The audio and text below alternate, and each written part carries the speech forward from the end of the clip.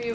Which White House official made the decision to bar the AP reporter from the Oval Office and the diplomatic reception room last night? Well, first of all, let me just set the record straight. It is a privilege to cover this White House. It's a privilege to be the White House press secretary. And nobody has the right to go into the Oval Office and ask the President of the United States questions. That's an invitation that is given.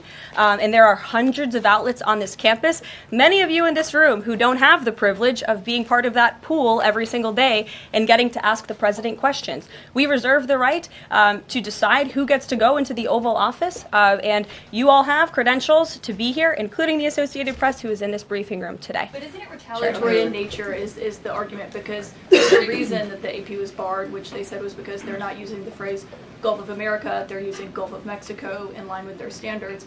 And so the question here is this setting a precedent that this White House will retaliate against reporters who don't use the language that you guys believe reporters should use? And how does that align with the First Amendment commitment that you were just talking about? I was very upfront in my briefing on day one that if we feel that there are lies being pushed by outlets in this room, we are going to hold those lies accountable. And it is a fact that the body of water off the coast of Louisiana is called the Gulf of America. And I'm not sure why news outlets don't want to call it that, but that is what it is. The Secretary of Interior has made that the official designation in the Geographical Identification Name Server. And Apple has recognized that. Google has recognized that. Pretty much every other outlet in this room has recognized that body of water as the Gulf of America. And it's very important to this administration that we get that right, not just for people here at home, but also for the rest of the world.